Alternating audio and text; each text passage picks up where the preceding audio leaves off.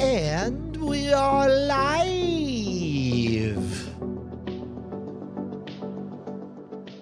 Hey, everybody, what's going on in the house?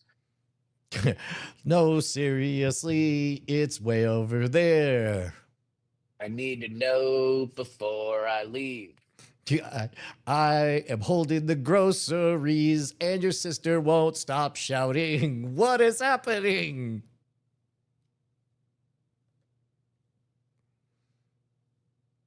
Oh, Oh I think no. Andrew's muted, so we didn't hear that wicked fart. Unless he's trying to find out whether or not Mac Whisper will dictate his fart Oh, you know and what? say It that's Actually, was accurate. it was a trombone. oh, that's what I tell the kids too. Barking spider. Yeah. Who saw that frog? Oh, dude, that was like. Oh, you know what? It's I- got us as unlisted. So let me take us public, and then there we go, visibility. Yeah. Get I told public. you my barking spider story, right? Oh, I'm but sure you have, but I'd like to hear it again. I'd like to hear it. I was on a camp. I was in an amazing judo club. I did judo for 8 years. And my sensei, Mike, we called him Mike because Mike was like had the broad white belt. He was like the highest ranking like American. Looked like a mean Chuck Norris, but he was a funny guy. My brother was like 240, played football at Auburn. Mike would tie my brother into a pretzel and make my brother scream out across the dojo.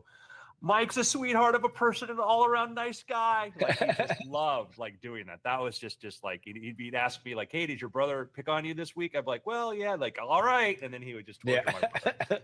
Oh, it was great. We did a camp out with our judo club once, and we're walking through the forest. Me and another kid. We're getting firewood. We're following Mike, and Mike goes, "Wait, hold on a second."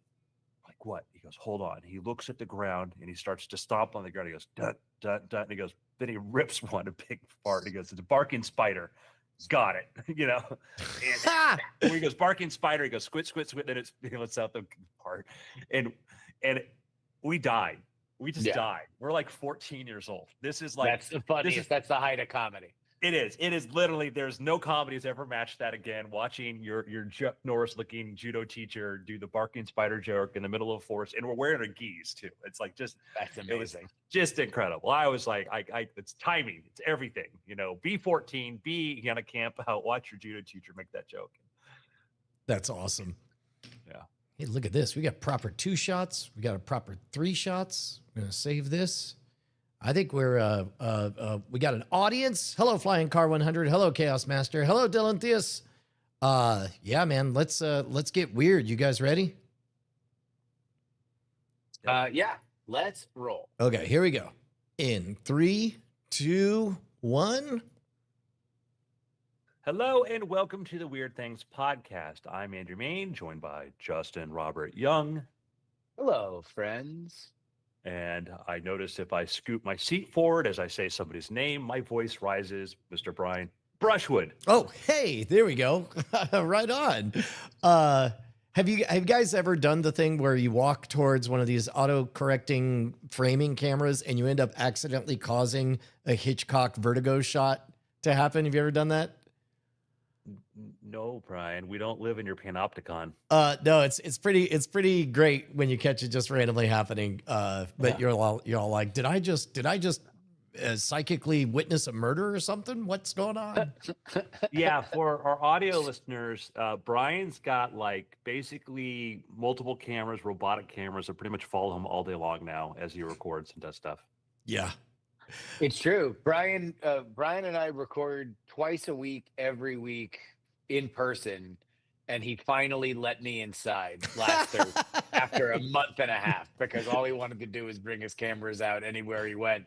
So we've been recording outdoors somewhere away from the studio for a month and a half, and then finally Brian was like, "Okay, you can have air conditioning." That's right. We can go back to the boring place because I got to set up for an indoor lecture. So, gentlemen, been quite the release week. We've had a lot of cool things happen. Last week, we had Grok 4 come out from XAI and Elon Musk. And One of the benchmarks we talk about being a very useful benchmark is the humanities last exam, because this is a thing that's a little bit harder to game, not impossible, but harder to game because it asks a wide variety of questions. And this is a test to reveal what, like possible problematic malicious intent? No.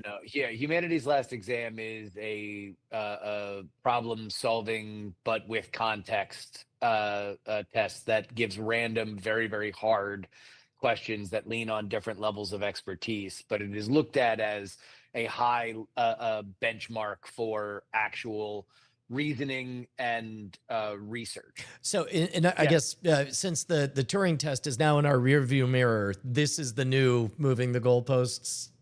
Well, what they do is they go ask leaders, academics in their field, and say, come up with a really good question, something that might not be easily found on the internet or whatever. And so that's what they do, is they come up with this to say, can you find a thing? Because the problem is there's a term we say, saturation of benchmarks, which is once you have enough data about certain kinds of questions, models can be very good to answering those. And we've seen that before. We've seen models that perform really well on benchmarks, and then you use them, you're like, yeah, it's okay, but it doesn't feel like it's a GPT-3 to GPT-4 leap. It doesn't feel like it's this big leap.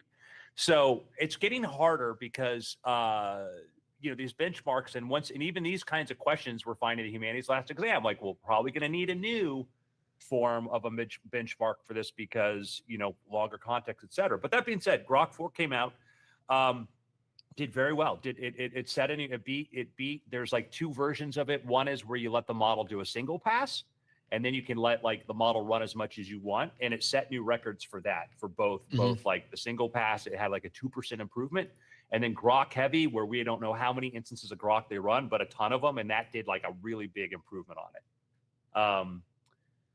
Then, of course, OpenAI came out this week with ChatGPT Agent, and in the single pass thing, like beat the single pass rate by like 20%, which was insane. The difference between Grok Heavy and ChatGPT Agent is like literally 0.2% for doing like multipass. Yeah. But it just shows you that it is a nobody gets to stay in the lead for very long. Yeah. So you've played around with Agent. Is that publicly available yet? Or yes. So Agent dropped yesterday. So we have Grok 4, which again, I think that. Yeah, I was going to say, do we want to do any more on Grok 4? Because I assume we'll spend the majority of our time talking about Agent. I would say that they've done, again, that XAI just started not that long ago. Like Elon is very good at spinning stuff up. I think Elon is the most incredible engineer of our age, or maybe any age. And I think they did a really good job of scaling stuff up and building a competitive product in a lot of spaces. And I think that just hats off to that. I don't think they're doing safety training in the way that probably they should for somebody who wanted to do pause AI, who said we should have a 6-month pause. This is not behaving like the company that I think, that probably, where he said, there's the whole Mecha Hitler thing, which people have seen, whatever. But I will say from a technical point of view, they certainly do that. Is that coming at the cost of not doing the other kinds of training that the labs do? Is a question, but can I ask you a question about the Mecha Hitler thing? And I don't want this to cloud out the credit that we should give to what they did with Grok 4. It does seem to be 100%. a very an extraordinarily capable model.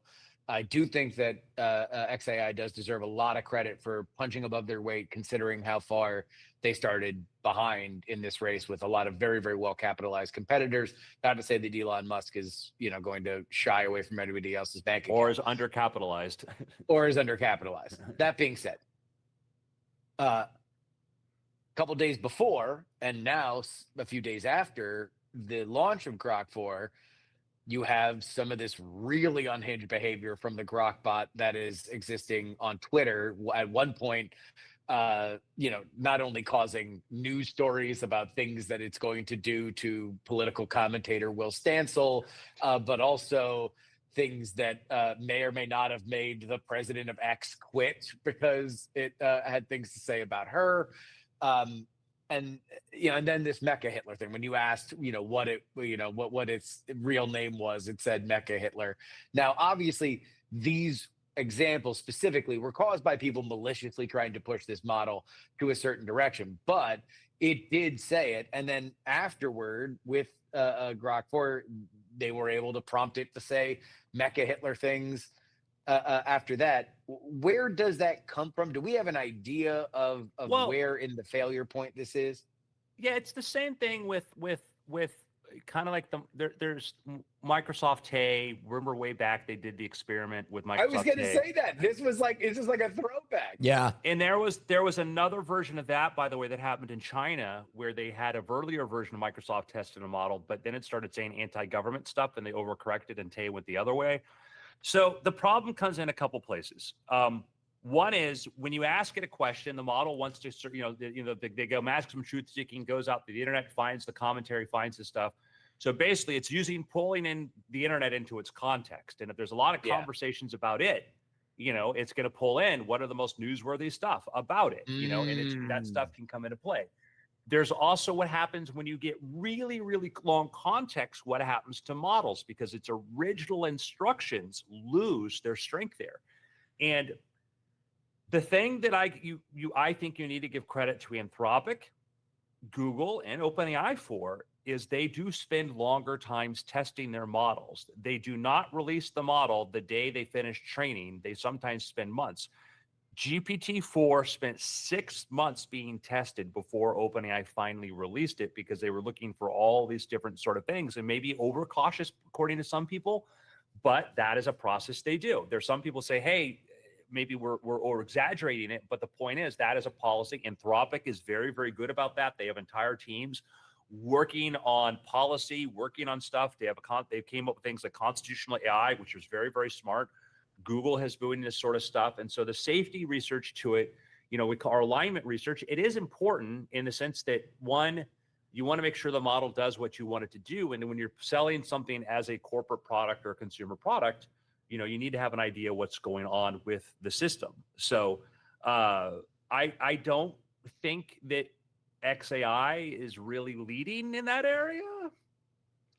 Well, I mean, I don't think that it would, all available evidence would point to the idea that they are fully, safety testing this stuff. Yeah. But I think that, again, we're in a whole new area. Now we're seeing the, chatbot psychosis stories and all that, which feels like, reefer madness and stuff. Cause it's like, well, is there TV psychosis? If somebody gets obsessed with a TV character and starts having a breakdown and stuff? And these things that's interesting. Shouldn't be ignored, but they shouldn't also, I think we're in this hype cycle.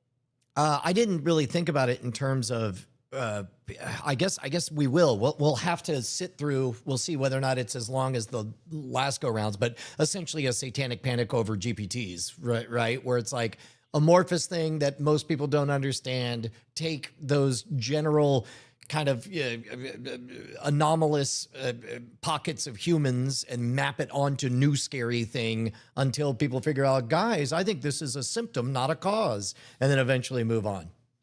Yeah, that's the hard part is that you see the scary stories like, oh, the bot's inducing this. I'm like, I'm not going to say it needs to be investigated. I'm not saying, oh, there's nothing there, don't pay attention to it. But you read these stories and you're like, hey, wait a second, were these people susceptible before? And I've seen stuff where like, oh, this person was in therapy, this person had issues before and this. And I've seen other people have this. Like, these fixations come from other places and stuff. And it's also the kind of thing where, man, I know a lot of people that will go on and on about how the therapeutic value they've been getting out of this. I would say that a lot of people have found that, man, it's really nice to have something cross between a journal and Google to be able to talk to and be able to understand. Well, and even as an intermediary, it's like an externalized we oftentimes kind of run a check on words before we say them to our spouses.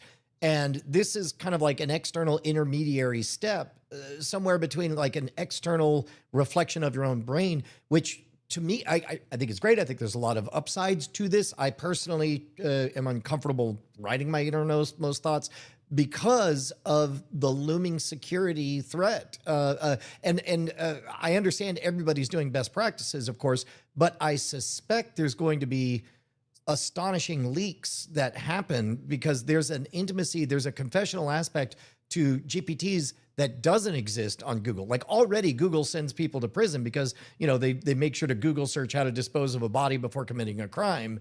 But now you've got all of these softer confessions that are being in this lockbox that that for now seems like everyone's handling securely, but I don't know how long until a spouse picks up. Like at this point, look, I would never go through my wife's purse. If you don't have trust, you don't have much of a marriage. But if I can imagine somebody grabbing their spouse's chat GPT and then scrolling through their innermost thoughts, which I don't know what those stories are going to look like when they come.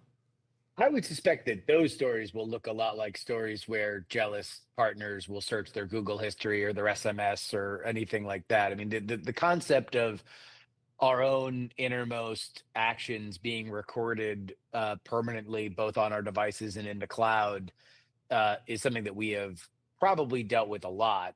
What is going to be unique, and I think is probably an undercovered story, to be totally honest. If you look at some of the poll responses of what people use ChatGPT for, and the fact that therapy is like number one or number two, above things like schoolwork or office work, people talk to these things to get their mind right a lot, which means that they are confessing daily elements of their lives a lot. And the fact that you are seeing that in polls and you're not seeing that in a trend piece in the New York Times, for example, means that people aren't talking about it, which probably means that it's working because people don't want to make themselves look vulnerable about these kinds of things, but they are getting a result out of it that they like, which would be consistent with cognitive behavioral therapy and the way that that works in general. What I think is going to be unique is if you have shared access to certain accounts or somebody logs in, now you could not only search through the SMS history of your partner, you could ask your partner's therapist, hey, what are they saying about, please give me the summarization of everything that they've said about me. Well, And imagine, and this is so horrific. I expect it to be in an Andrew Mayne novel. Taking a bad partner, grabbing their spouse's chat GPT, opening up a temporary chat and asking, hey, what am I most afraid of? Hey, what basically getting instructions, customized instructions on gaslighting one's partner. And then because it's temporary, it just vanishing. That's the stuff that I'm fascinated, horrified and fascinated by. And excited. Come on. We heard that tone of I'm voice. excited to read about in the abstract. I think that we're going to need to think about, like, these models can be very influential. We need to think about that. We need to understand how we use them. I'm a believer the benefits far outweigh the negatives, but there will be negatives. And as we know, we're the type 1, type 2 error problem is that people are like, my cousin had this, therefore the whole thing is flawed. And it's like, okay. I mean, I think it's not necessarily a technological problem with the model, although there are good conversations to be had about where there are responsibilities for the makers of these models to push certain kind of troubled people to certain outcomes and not exacerbate problems. But I think for what we're talking about, I just need double, triple security. I just need I need ChatGPT. Whenever I get too deep on something, I need ChatGPT to have 3 riddles that only I know the answer to. It needs to be Rumpelstiltskin for me to actually get to my innermost secrets, because I do think that is something that if you can bypass the regular old security side of this. It's a different world, because I do think that people are speaking to these things in far greater amounts than I think we would conceptualize now, especially a younger generation. Yeah. Yeah, I think the more people understand what they do is helpful. The problem is that there is a I remember years ago when I worked at the James Randi Foundation, I got an email from a guy. Said he was a psychologist and he wanted to know how a magic trick worked because he just couldn't explain it. And it was the for audio listeners or everybody, it's called the princess card trick, where you show like 5 cards and you say, think of one card, and the cards are flipped over and mixed up, and then one card's removed and it says, I've removed your card, and you turn around and your card is gone. And he sent this to me and I'm like, is this a joke?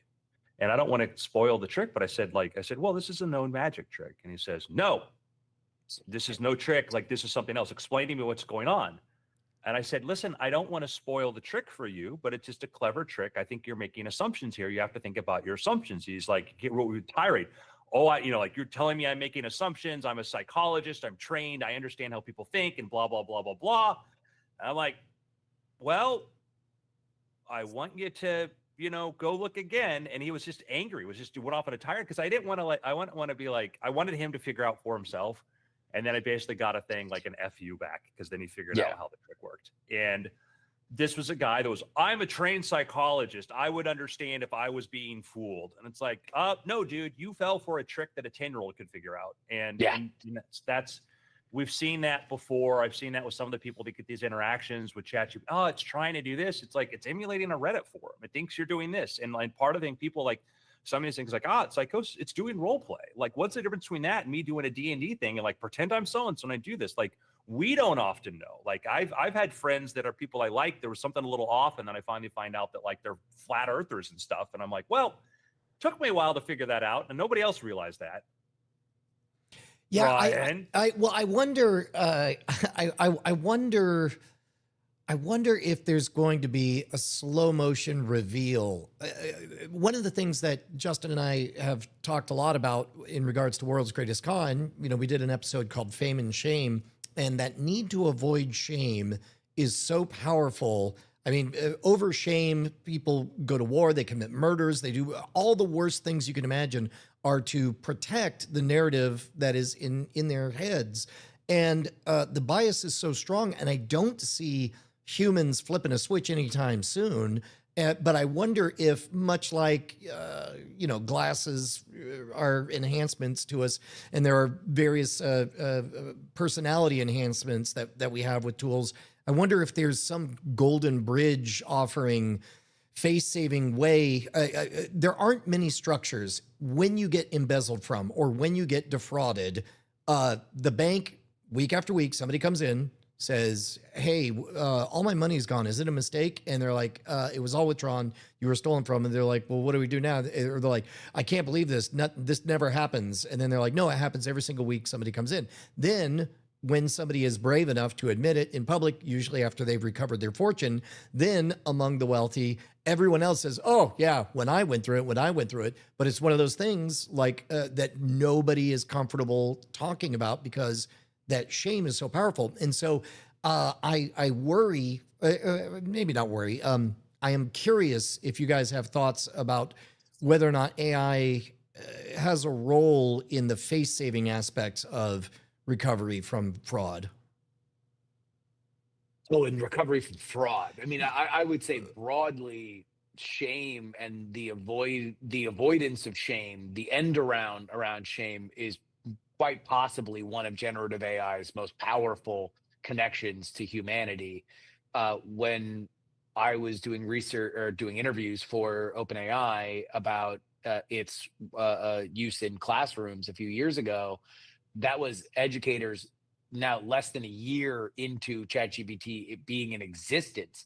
We're saying that their kids that became obsessed with it instantly, one of the biggest, most reoccurrent thing that happened on multiple different continents and multiple different grade levels, they said it's the lack of shame.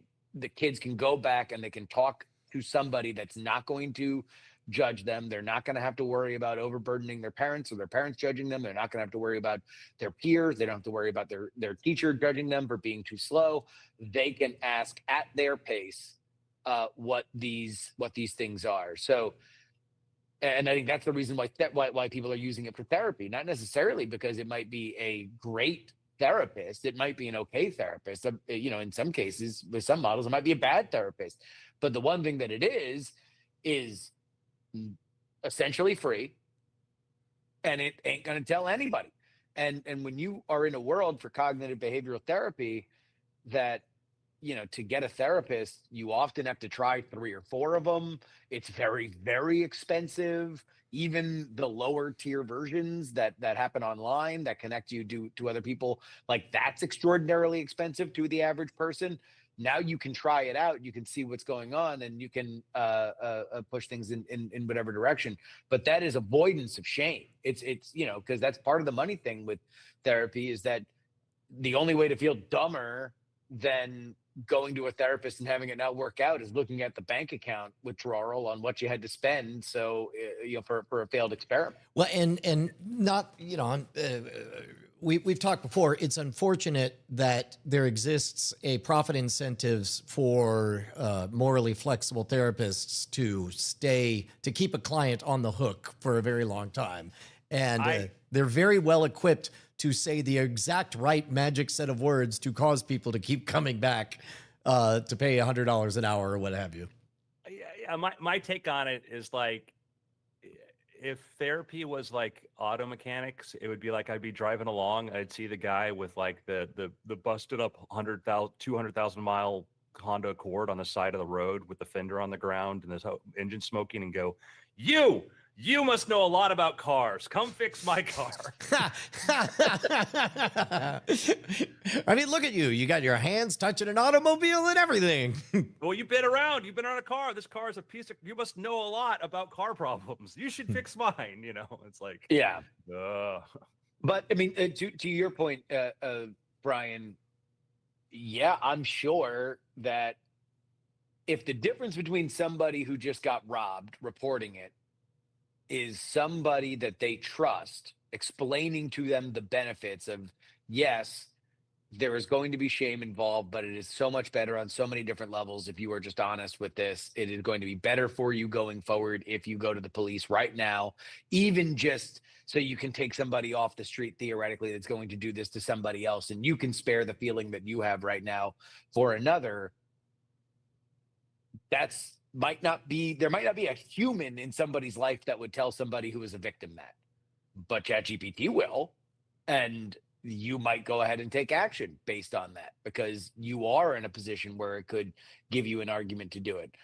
That is an avoidance of shame. I mean, like, there's really a third type of person that is being invented in our modern culture, one that kind of operates outside of the mores of our civilization. I was thinking about this the other day. My daughter may well, in the way that most kids have an imaginary friend, except it'll be a real thing. It'll be something that she talks to all the time, that she will be able to explore whatever weird, imaginative feeling that a young kid has, and it'll talk about it with her endlessly. And almost even weirder, I'll be able to talk to the imaginary friend too.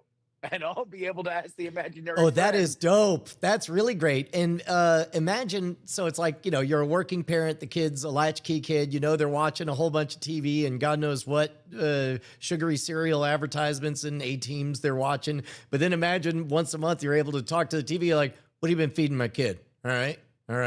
Can you maybe skin it a little more this way? That'll be really interesting. And it's going to take a while because Lord knows we had only just now get like Uber accounts for teens, but I can't wait for GPT accounts for parents. I think that probably will come sooner than Uber accounts for teens did. I think that I have a feeling that the adoption rate is going to be so massive for people that are of a more vulnerable age that family plans or parental restrictions will probably happen sooner rather than later. That's my guess. Hey man, so I just opened up my Chat GPT and I got this alert. What does this mean? Agent mode. Secret agent mode. ChatGPT can now do work on its own computer, from researching spreadsheets to booking reservations and more. Try it. And it gives a whole bunch of, hire a piano tuner via Thumbtack for Saturday. Let's do this. Well, I don't know. Where should I begin? What do you recommend in these situations, Andrew? So let's talk about this. So agent mode is a new thing that came out from OpenAI. And what they did is they took basically Operator, which was their tool that could run a browser. They took Deep Research, which is a tool that can do they're kind of the really first big agentic product, which can do like follow through, go do deep research into things, follow leads, go through it all out, and gave it access to a really powerful model that actually has use of a computer, not just a browser, but a computer, so it can run and install files.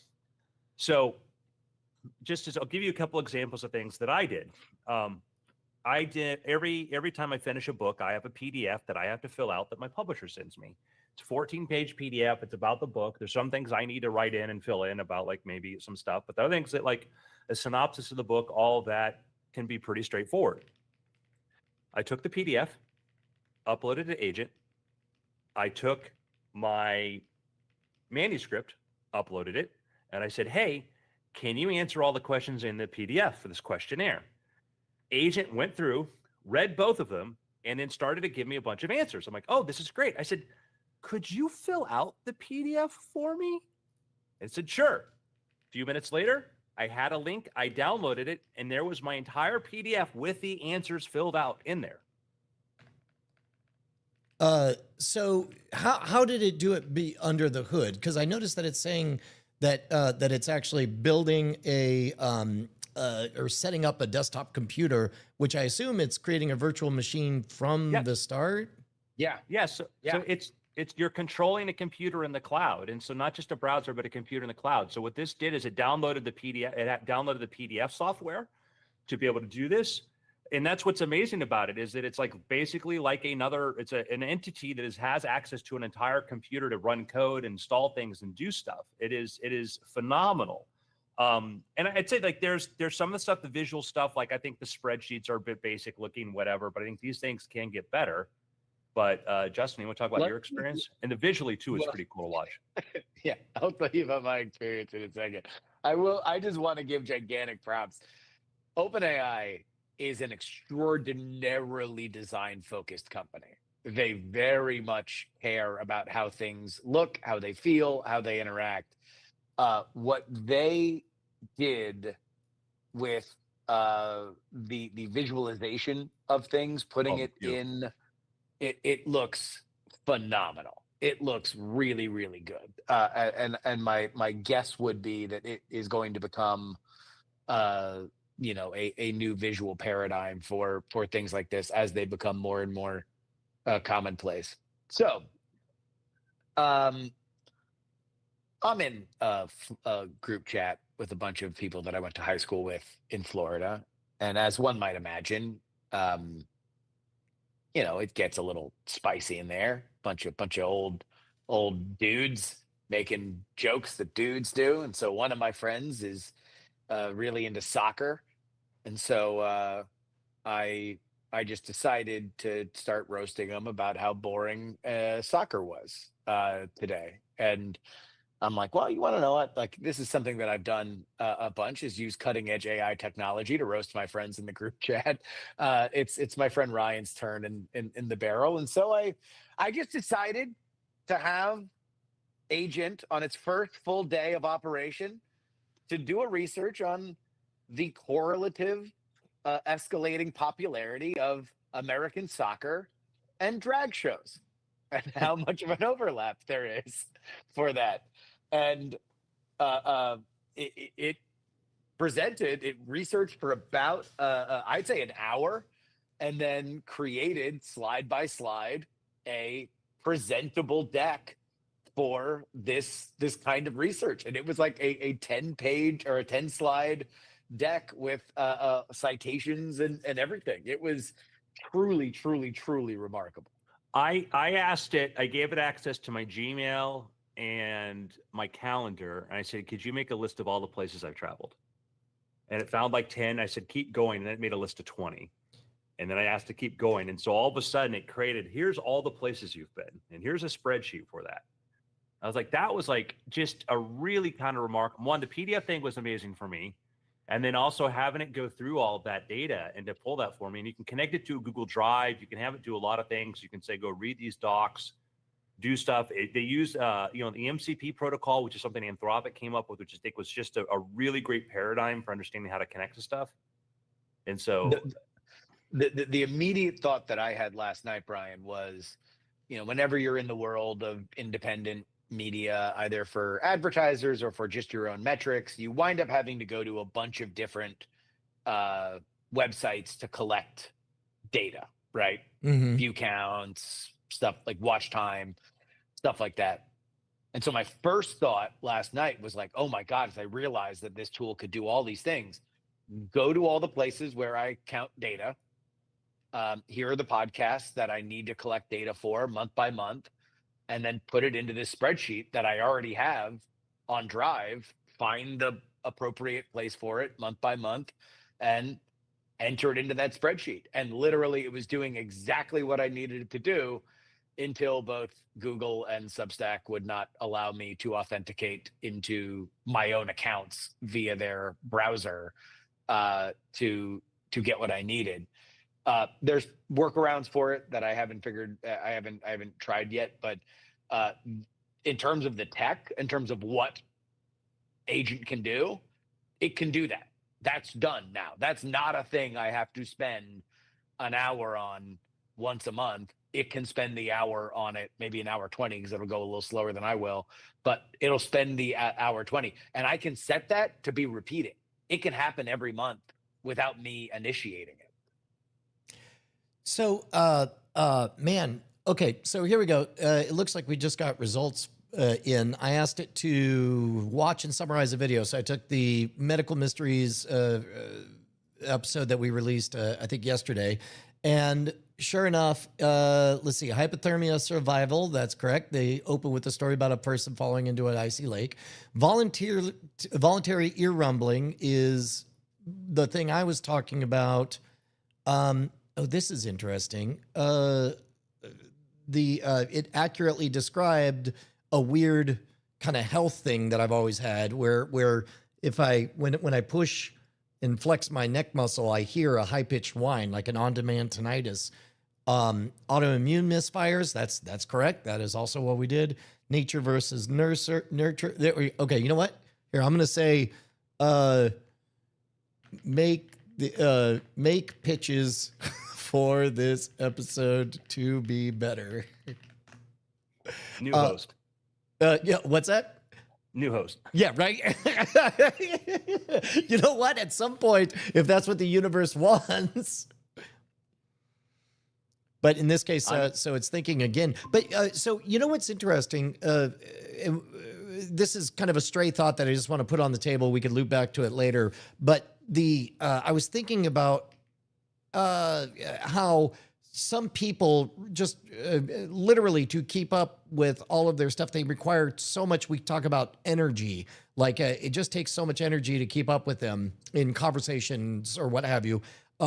That still is going to be the case, only we're going to be able to measure that amount of energy in kilojoules. Like, for example, when it comes to tracking eye motion among 30,000 people at the Super Bowl, it's going to be worth spending a lot of money on a lot of cameras to make sure nobody's about to commit a terrorist attack. So instead of hiring trained police officers to be scanning all the humans looking for suspicious behaviors, you'll literally be able to divert kilowatts towards it. At any rate, straight Thanks, thought. Brian, for that terrifying vision of the future. Yeah, I mean, it's actually kind of safety. It makes me feel how long better. have you been working for the CCP? Yeah, right.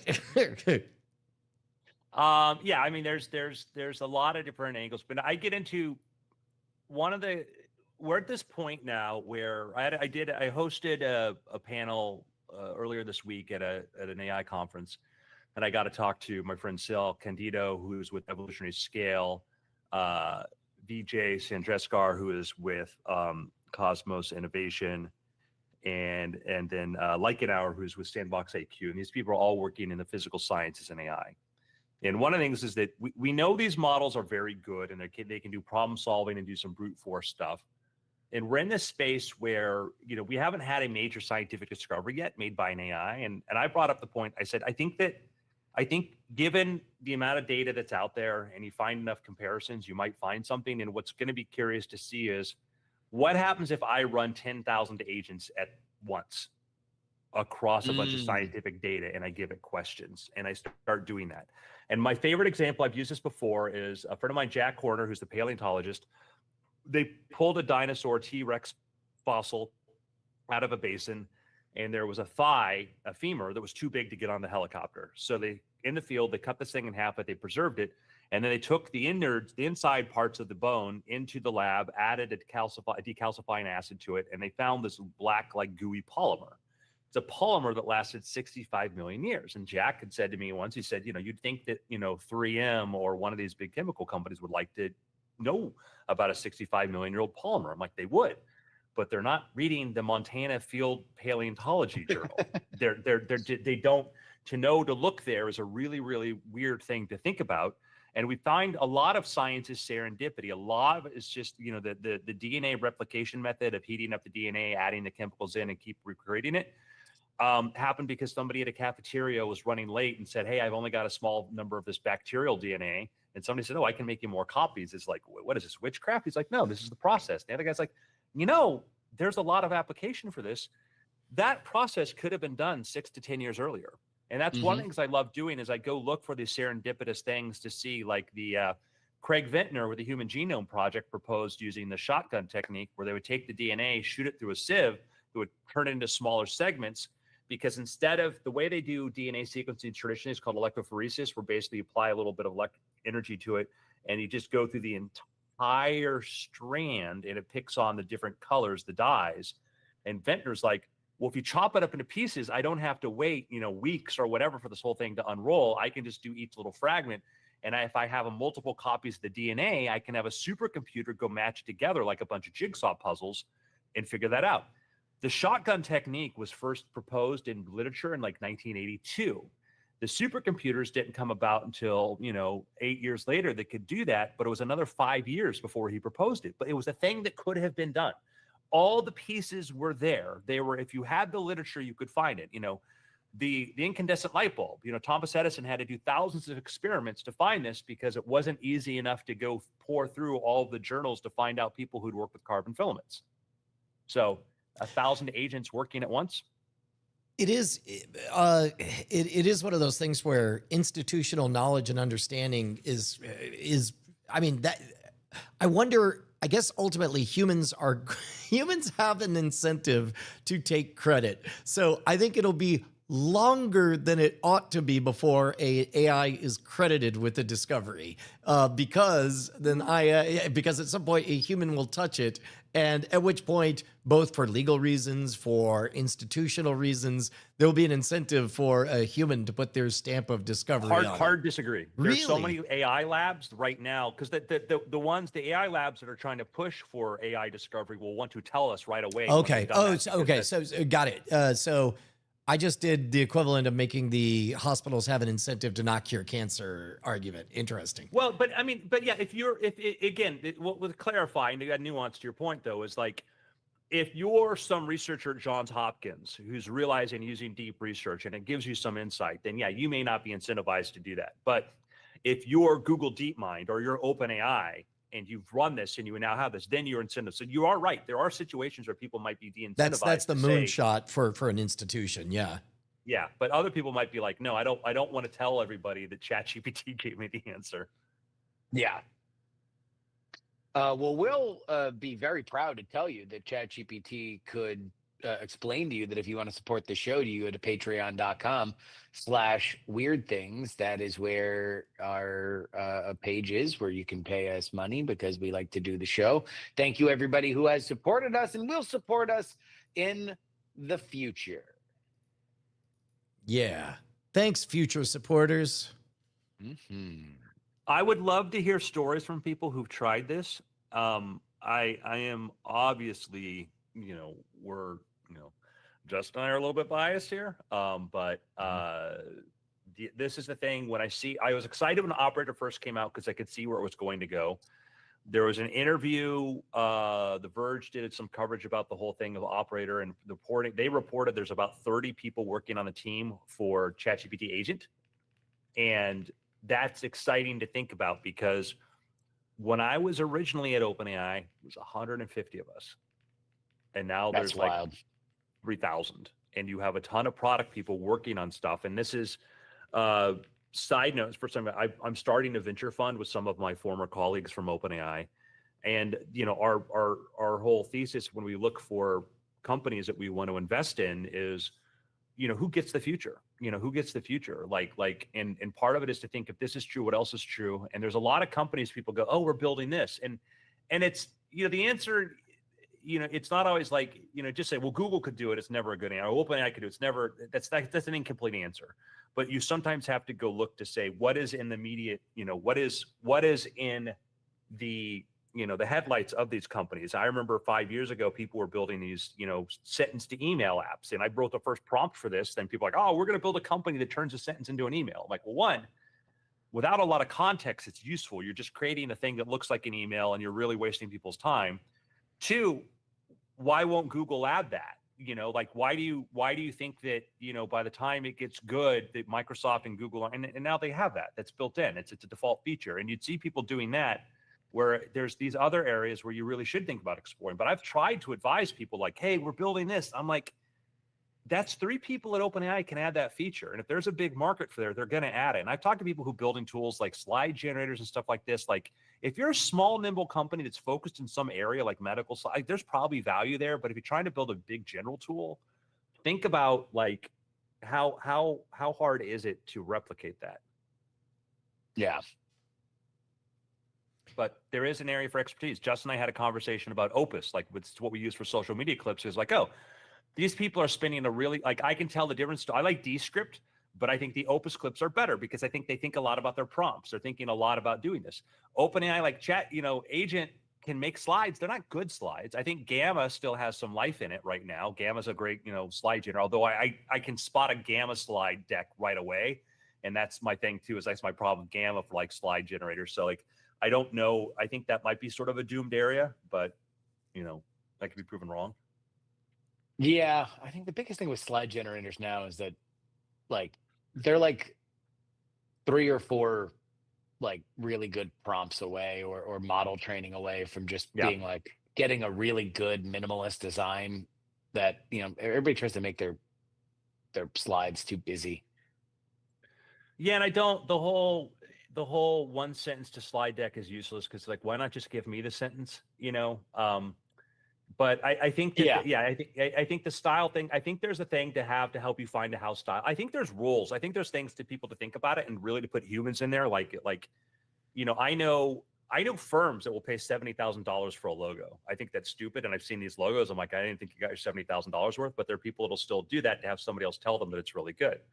I know a tech company that paid $1 million for a font. I think that quite literally that $70,000 is being spent to make them excuse proof. It's the equivalent of buying IBM, where it's like, I suspect that they're fully aware that, they're just pressing a button, but they're paid. They'd rather pay the money than have to answer the questions of, why is for example, X, is a default just letter X from some typeset.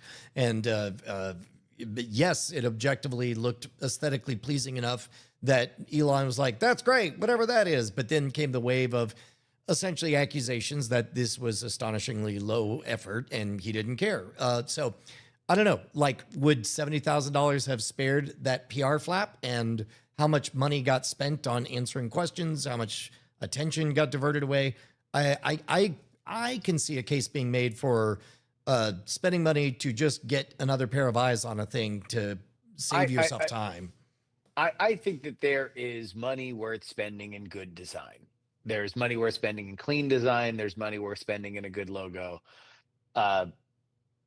That being said, I don't know if great artistic outcomes tend to come from the sort of corporate kind of barbarism that happens when there's a major rebrand, like the ones that we're talking about. So it gets a little bit more complicated. But I don't know. I do think, look, is there money worth spending in that department? I do very much believe that there is. And look, I gave credit to OpenAI for the way that they tried to visualize Agent, which I think is really important to people understanding. Like, that's a really interesting design choice to say, please understand how much is going on under the hood right now. And it's not just a blinking cursor that eventually spits out this gigantic thing. They want to demonstrate a lot of rumbling. But yeah, no, I think that sometimes it can also just be bad. And but then again, it's better to say, hey, we spent a gigantic pile of money on this bad product. Then we came up with this bad product all by ourselves. Well, Yeah. and that comes back to, we were talking about, like, if this is true, what else is true?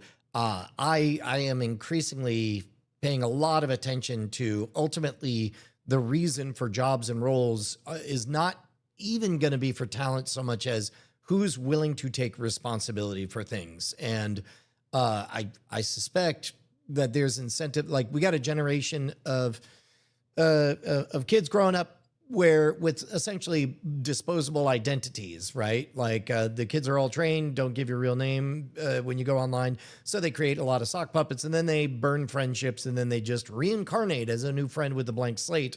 I think that some people can use that to get a reputation. For example, let's say you don't understand any of the fundamentals of coding, but you vibe code and it's great until something breaks. And then all of a sudden that personality vanishes, that shell company vanishes. And then don't worry, this other better company with a more sterling reputation is making money. Well, Brian, that's one of the arguments that I make when I hear people go, "Oh, AI will do everything." I'm like, well, the thing that humans have is uniqueness, and there was a great, like, the movie Her, touched upon some things. I think Spike Jonze really kind of saw through some things. Like, there's the moment when the character is talking to her and asks her how many other people she's talking to, and she hesitates and finds out that she's talking to millions of other people at the same time.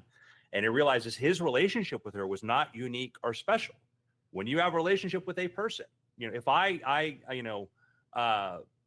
wife and I went on a cruise, Disney cruise. I'll admit it. We like it. We like the food. We like the rides. Okay. By the way, I don't know that you're going to find a warmer audience, Justin and I. Yeah.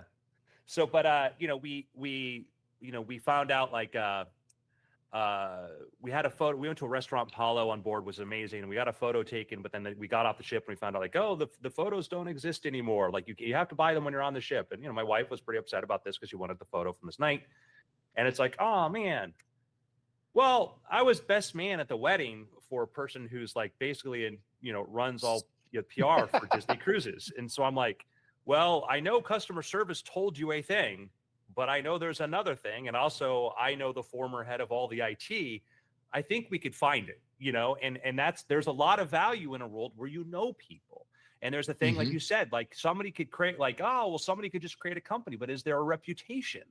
Not everything is about Mac. Not everything is like, do I believe your spec sheet? If this is not true, who is accountable for this? And accountability really does matter, because when I can spin up a billion instances of an AI, it's great. It can do useful work. But when it F's up, who is left holding the bag? And that's why, reputation matters. And that's why you're going to continue to hire people and want stuff from people, because there are things that can work really well, but when they don't, that's really frustrating. We saw that with Google. I remember a conversation with somebody not 20 years ago, maybe 15, 16 years ago, who worked at Google, who worked in security and stuff. And somebody said, yeah, I have this problem and I can't get hold of anybody. And this guy who worked at Google says, yeah, like, we only make $16 a year off of you.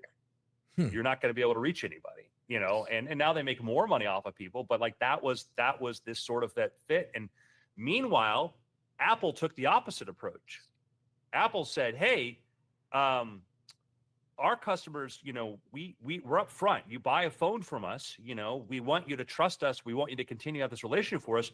We are going to put Apple stores in places where you can go talk to somebody from Apple and say, hey, my phone doesn't work. What do I do? And they took the opposite high trust approach. And it's like, do we think that Apple stores, 20 years from now, there's not going to be a single human in there? No, of course, there'll be humans in there. Why would you not? There'll be robots giving you the things that'll probably give you the best help to go do it. But there's going to be robots and humans that are going to greet you, to ask you how you're doing, and talk about your day while the robot, works on whatever. And I think that, to your point, Brian, like, I think that just that, like, that accountability is going to matter even more. Yep. Oh my God, yes. Especially in a world where effort is cheap. Yeah. Then what matters. And I think some of the stuff that's emerging now, emotional intelligence, more important. I think understanding of what quality is, understanding of being able to select what is important out of, well, what is signal, what is noise is going to be more important, and authenticity and your word is going to be more important, because other ways that we could normally suss out a high worth person would be, well, they got a high motor, they can produce a lot. Well, guess what?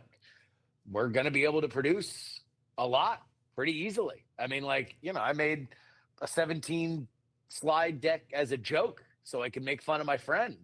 Like that's somebody's job. Somebody went to work and then left today saying, you want to know what? I did make that 17 slide deck. That's a good day at work. And I farted that out to humiliate my friend. I think it's interesting that the way you phrased it as effort is cheap, because I perceive that polish is cheap and output is cheap, but effort is the uniquely human aspect. I feel like effort is more precious than ever now. Like, I think, we're probably talking about the same phenomenon, but just different semantic words. Like, I mean, output. Output is going to be cheap. Like, how we define effort is going to be different. So Correct. it's like, now it's not like, oh, I did a 17 slide deck. This is amazing. Weird things. I asked an agent to make a deck about the weird thing. All I said is make a deck about the Weird Things podcast. That's all. And we're looking at a deck and has a nice photo on the right, the stars and Weird Things podcast between science and fiction. The date, podcast overview, freeform exploration of science, technology, and the paranormal. Host Andrew Mayne, Justin Robert Young, Brian Brushwood. Launched October 19th, 2009. Active 463 episodes. Weekly cadence every 9 days. Average episode length 64 minutes. Didn't know that. Maybe it's true, but I will go with if it's a hallucination because it sounds true. Key themes, reoccurring topics with nice images for each one of them: space, astronomy, paranormal, AI, biotech.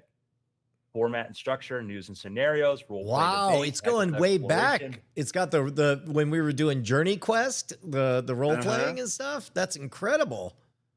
Let's go to audience and impact. Listen, score 48, top point for since 2015. So, why listen?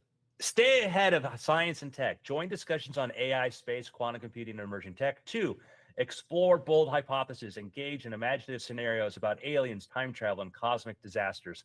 Laugh and learn. Enjoy humor and role play while learning about serious topics. 4, join a thriving community. Connect with like-minded fans through Patreon and live chats.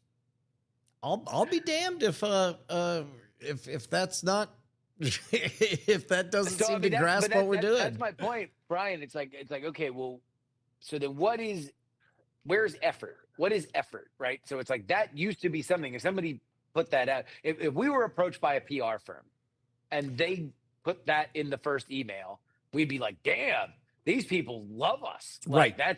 That's amazing. That's great. Now we're going to look at that and be like, well, probably not for a little bit as the mainstream catches up. We are certainly at the rawest of bleeding edges in terms of adoption, but eventually that'll be looked at as like, okay, seems a little surface. Well, but here's the thing though. Here's the thing. I just made this whim. If I wanted, I get, because I see these YouTubers like, here's how to win customers by making this slop kind of stuff you send them. But if there was a question that we had, if we said like, hey, what do we need to do to grow our audience? And it came back and said, have you tried Opus? Do this. Have you tried this? And I'm like, no. And it gave me a sample clip, but you have to now have a higher effort. This is like why I talked about teaching. We talk about this, about teaching education. Be like, oh, what do we do with kids that have ChatGPT? Ask them to do more complicated things. Yeah. Actually speed up what they're trying to do, which looking at our modern scores, we could probably stand to do anyway. Yeah. Well, so to your point, Justin, about rethinking what it even means to do effort, like I think you sniffed out, we were talking about a podcast that is beloved, that you are worried that maybe the two hosts weren't getting along, and the secret hack that you pointed to was quite simply the tiny flaws that can only exist in a pushed product when the people assembling it can't be bothered to watch it. So like what in the case of the pitch deck, that mere fact of us all looking at it and nodding and saying, "Yep, that's pretty much our product," that becomes effort. And it's weird to imagine that just watching the final product is effort. Oh, It yeah. is. It is. Oh my God. No, it's so much more. I mean, in fact, to put a finer point, although I do think that Katie and Jesse are getting along better on Blocked and Reported. I did notice that as well. But I think that my larger point was having the experience of fighting with my co-hosts on the internet for 20 years. I know the difference between when I'm joking with somebody and when I legitimately am annoyed with them. And especially if I have the control of the edit, which one of them does on that show, I will know when I want to leave things in because I want the audience to know, look at what I have to deal with. How annoying is this person? But that's something that comes along with me understanding it. Whereas inherent in what I'm saying, you would have to know that there was a thing, know that there are these fights, know what it sounds like when people are arguing versus people are just in banter, and then know that somebody's going to make the conscious decision to say, yeah, he kind of comes off like an a-hole here, but he deserves it. Like, which I definitely if you keep listening, you'll find out why this is in here. Yeah. But no, I mean, I think, look, refinement is going to be a whole nother element. I mean, like, for as great, we mentioned Opus Clip a few times, so that'll be my pick this week is Opus Clip. Opus Clip is expensive. It is great. It is a tool for which is very enriched in AI that is building a good product where the only thing isn't this World's Fair demonstration of, look, AI, it can cut out clips, which a lot of platforms do. They're not usually good. They're usually pretty bad. Opus Clip is good to the point where I wonder about my taste in clips because it'll rank things based on what's trending on various topics and its own understanding of what of their own clips that they publish go viral. So it'll have a better sense of it, but they're usually all clips where I'm like, that's better than what I would have done. And guess what it's made me do? Edit my clips more. Because now I know it's like, oh man, like I now have something automatically take me from 0 to 4. Yeah. But that means it's always like the popcorn at the movies.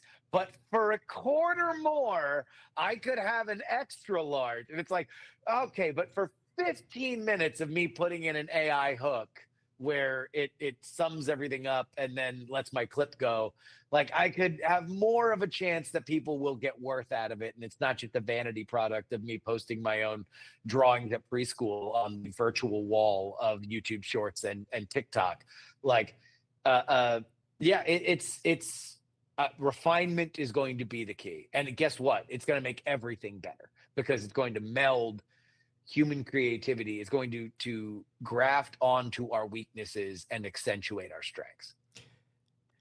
We've said this before, and the hard part for everybody to wrap, and I mean everybody, I mean me. A lot of times I do this sort of like you. I mean me. Is that the future is so much bigger than where we are right now. And one reason I wanted to get into VC was I look at the problems we're going to have, the opportunities and the problems. Like vibe coding is great. It also means we're going to have 10,000 times as much code, and if it's very low effort for me to make a slide deck now, then I need to do the higher effort thing. And I don't think it's necessarily video, by the way. Deep research, by the way, really was this paradigm shift because I'd been working with a friend off and on. We'd both had sort of parallel projects and looking at stuff of doing generative video and creating stuff. And I shared stuff with you of like informational stuff.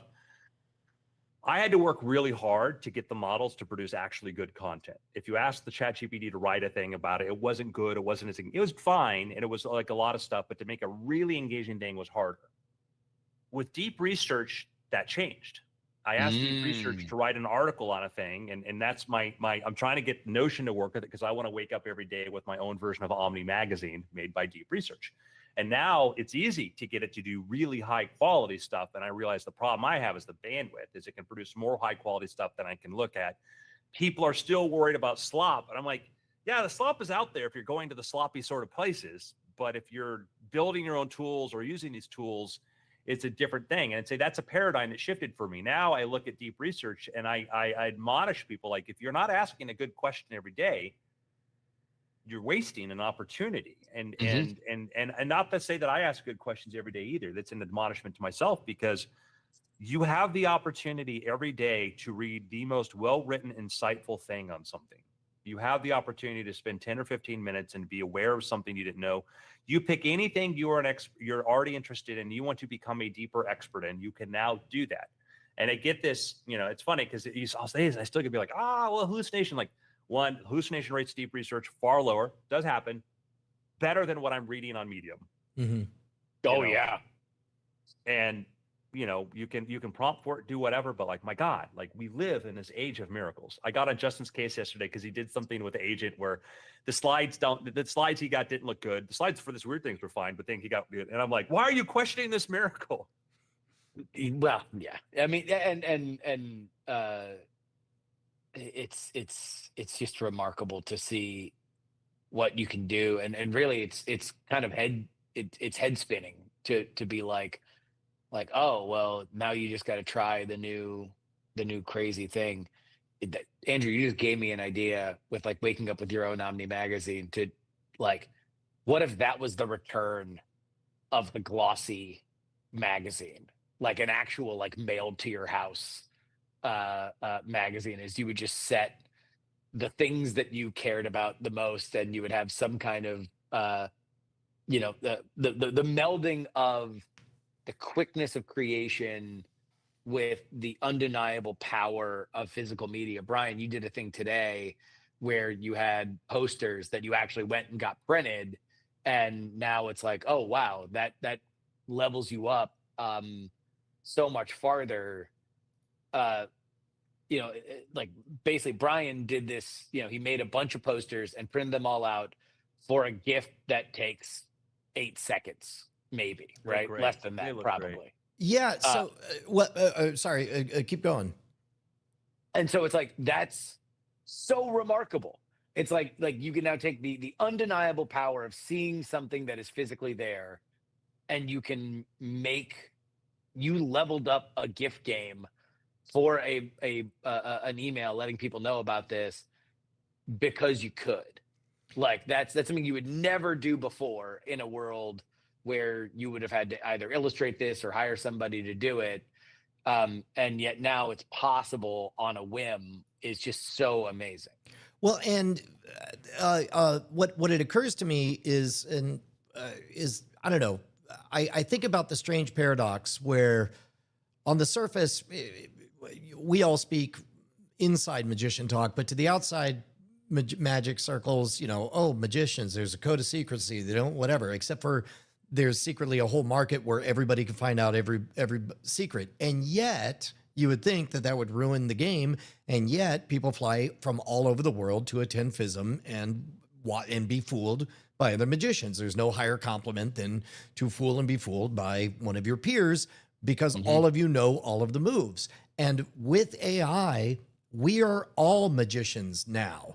And for a lot of people, what that means is like, I don't understand. I cast the spell. You're like, yeah, but we can all cast that spell. What I want to see is you combine 3 spells in a way that surprises me. And so in the case of this, this animated GIF, I was so flattered when I sent it to Alex Rangel, and on the phone, he sort of talked around it, but eventually what came out was essentially, so how much of that is AI? Essentially he asked, how did you do it? Like, I'm looking at this animated GIF artifact, and for the life of me, I can't tell how much time, energy, effort went into it, whether or not the whole thing is made. And the answer is, first I had the idea for the pitch, the framing, worked out the copy of it based on the copy, had ChatGPT come up with various comps of fight posters. Then on my run, it turns out UPS store was open.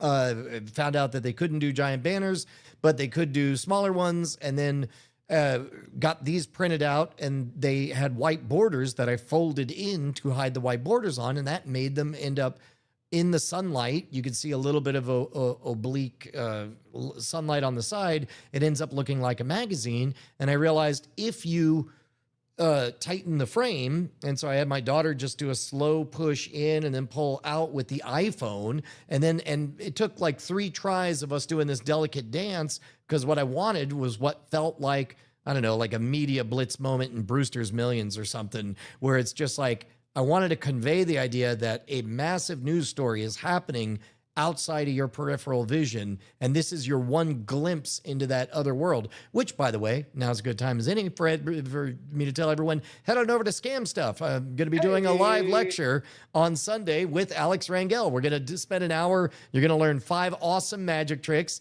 and then we're going to do 30 minutes of Q&A. It's going to be a fine way to spend the evening, and we could talk all about this stuff. Amazing.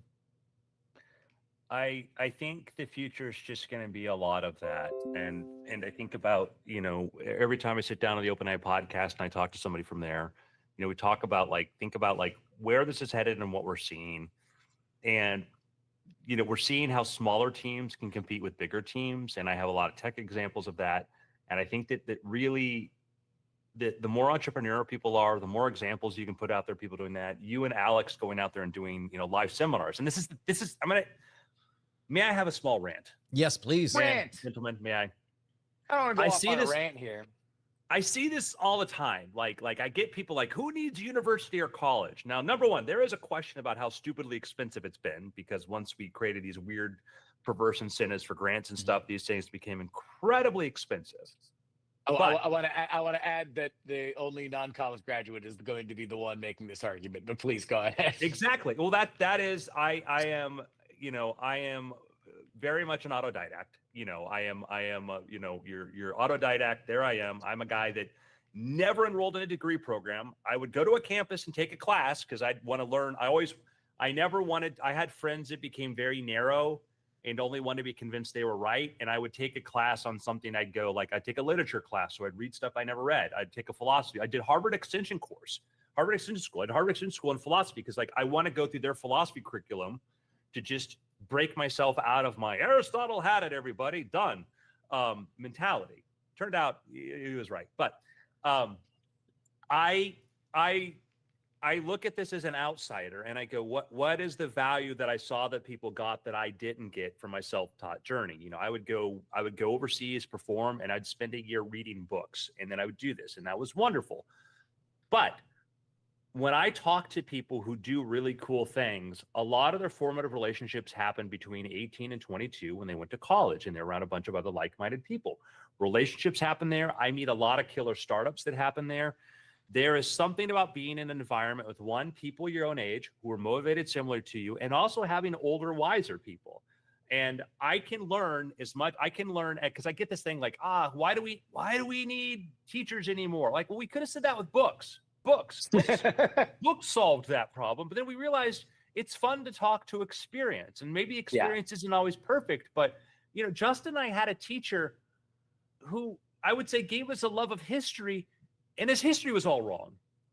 Yeah. But he had a passion though that was great though, and I would say this guy hallucinated a lot of stuff, but it made it interesting. But it's interesting to see this, and there's something about being around a person that cares very deeply about a thing, because I, as a human, relate to other humans, and I get in this debate, you know, with people really, really deeply in tech who are maybe a bit asocial, you know, and then also think IQ is everything, and I'm like, there's EQ, there's all these other degrees of stuff.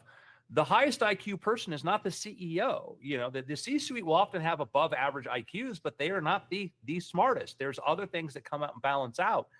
And I think about colleges and universities and the role of teachers like Brian, the role of somebody to say, because people are like, how do I do this? Like, great, I want to be a street magician. How am I going to learn this? ChatGPT, it'll tell me what people have told it, but in the end of the day, it doesn't have everybody's experience from there. And I think that's one of the things I'm trying to get into. There's so much experience that is literally human experience stuff. That's literally that you're going to have to get from other places. And I do think that, you know, these things can help you, and there are places where it will be great, but there's also places where I'm going to need people. There's, I don't know how much of this is just the natural course of things with technology evolving and the internet making a lot of things possible. I don't know how much of this got accelerated because of the pandemic, but there's a fascinating, and I don't know how much of this is the lens of seeing my teenage daughters grow up, but I almost wonder if there's not a place for a talk about how there exists a type of witchcraft, spellcraft called extroversion, where there's no substitute for, instead of looking at the raw data of numbers at a computer, go throw yourself in the soup of other humans and look at the raw data of other people. Like there's a trip I'm going on, and I've not booked a room and I've made no plans because I know there's always last minute rooms available, and I know that there's always last minute lunch cancellations. And I intend to just physically place my body in this soup of people at a convention and find where I plug in by maximizing my at-bats and extroverting and connecting with as many other authentic humans as possible, simply because that is the most frictionless, fast-paced way to get to the thing that I really care about, which is not having a good time, but figuring out kind of where the gigs are for this next chapter of my onstage performance. And it occurs to me that not everybody even knows that's a possibility, much less, and of course, you know, people are going to have different preferences, but I almost wonder if it's whether or not it needs to be presented as if it's a new discovery for people to pay attention to it. I certainly think that it helps to draw circles around things so people to understand a value. And I would say that, like, you know, I was talking to my wife the other day about front doors and side doors, you know, and the problem is that people are conditioned to think about the front door. And I said, the side door is really kind of how the most motivated people we know, you know, are side door people, you know, and, you know, it was the story about, like, I forgot what video game company or whatever that Elon Musk went to go apply for. Nobody even met with him, you know. And he may have been a terrible employee, you know, he was better off to go do his own stuff. But there is this thing about thinking about, I use the term alpha a lot. I mean, when I go to college campuses, I look for the kids that are out to their building stuff. I remember years ago, you know, 25 years ago, I did a lecture at, like, the Art Institute, and I get in front of a class of students and, like, well, what's it going to take? And a lot of them are studying computer animation. I said, I'll tell you who's going to succeed. It's the kid that right now this weekend is getting his friends together to make a movie.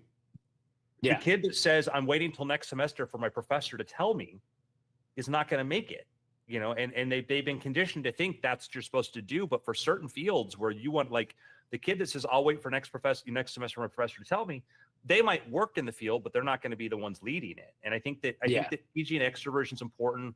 I think that's things like scouting, like I'd be off, like Boy Scouts and Girl Scouts and stuff. I think things like that are great. I think things like that are wonderful because all of a sudden you take a kid who's been stuck in a classroom all day, and now you put them out in the woods and you say, you've got to lead flower other people and go grab firewood.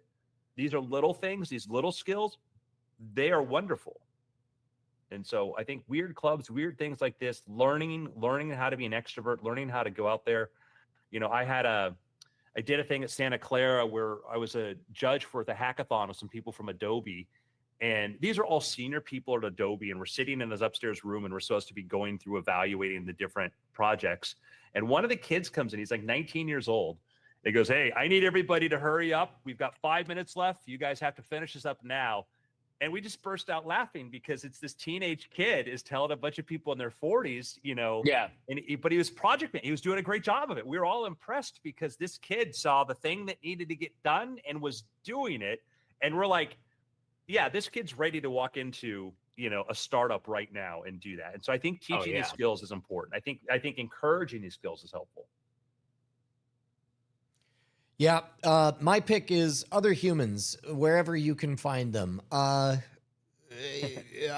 continue to reflect a lot on, lately I've thought a lot about the difference between words and actions and how the communication modality of the internet has made it to where the two used to be, pre-AI, words and actions were synonymous on the internet because you had to physically air quotes, physically show up to the forum to say your words. That's no longer true anymore. And now words are very, very cheap. Very, very, very cheap. And I suspect that everybody's going to be looking for actions that can't be faked, actions that are congruent with somebody having your full attention or you giving them your attention, and for actually that most precious real estate, like Justin and I talked about on one of our on the Bones last week. The internal world of the consumer is about to be very, very precious territory. Opinions of actual humans are going to be gold. And a great way to gain alpha to do something is just create a network. Like, don't become a networker. Like, that's often like I meet people who are like very like, it always weirds me out. But then if you can get a group of people in a room together and talk about a thing, that's a wonderful skill, because that's what a company is. A company is a bunch of people with aligned purpose. Mhm. And a lot of people who lead great companies ran clubs, do stuff. At any point in your life right now, you could say, hey, every Monday at 7 p.m., I'm going to do a video call with people, or I'm going to do a meetup. I did a meetup 2 days ago with some former OpenAI people. I had 24 people show up. And that was kind of amazing to think like, and I had people there from OpenAI, people who are now at Thinking Machines and other stuff. And it was really fun to be in a room. We all wanted to be in a room. And I'm like, yeah, like there's a million places, there's a million rooms that should have people together meeting and talking and sharing right now. And everybody, listen, you can go do that. You can go say, Brian's going to do a thing with Alex, and they're going to create a space. We're going to share a thing and do a thing and create an event, and you can do that. My pick, I am over the moon for this tool. And I'm at the point where it does so much. My criticisms are, well, now that you showed me you can do so many awesome things with it, now I'm greedy. Now I want you to do more. Obviously, Agent's one pick, but my other pick is Mac Whisper. So if you are a Mac user, years ago when I was at OpenAI, we came out with the Whisper model, the open source model for doing speech to text.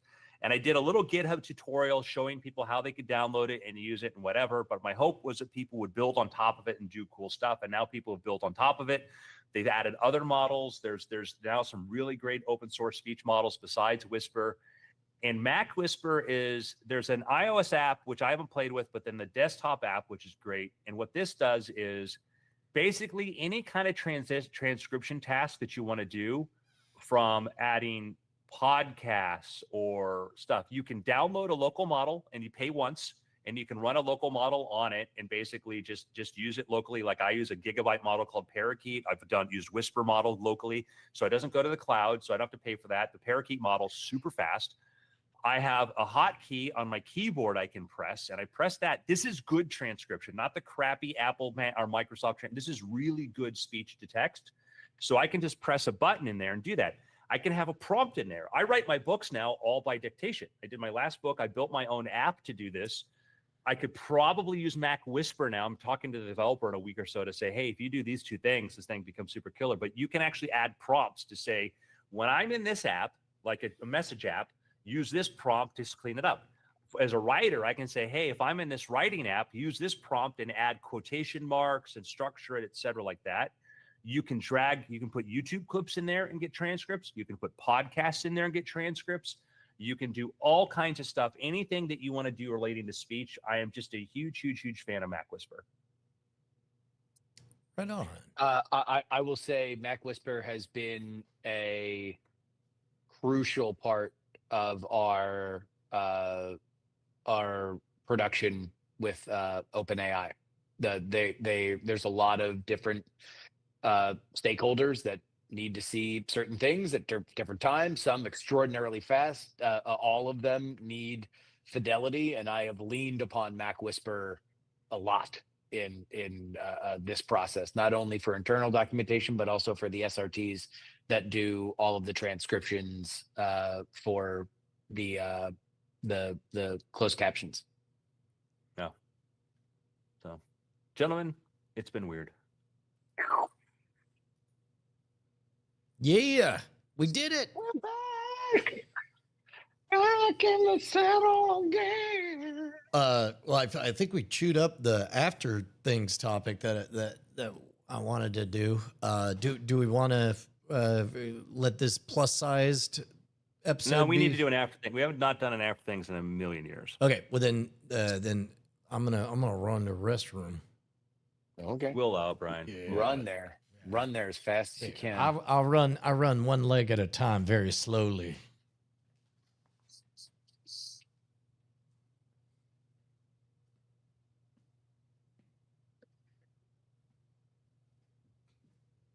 Well, I think there's one tip in the tech world with everything that's going on that is absolutely ironclad, and that is don't go to Coldplay concerts. Yeah, it's man. Yeah. Yeah. I don't know enough to know what's going on there. I don't It's know a enough rough for one. that. Look, it's Yeah. ethically, it's a rough one just to deal with it because it's obviously a very private thing. But you know, very rarely do you see something that has kind of silent film quality level emotion explode in so short a clip. It is remarkable, remarkable. The best and the Yeah. worst of the internet in terms of our relationship to other people. Yeah. I'm like, don't cheat. It's how you handle the situation. You can't count it on us, John, man. Yeah.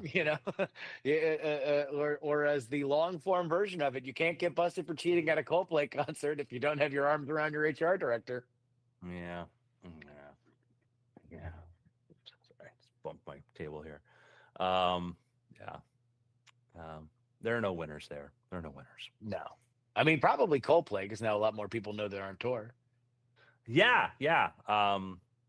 That's true.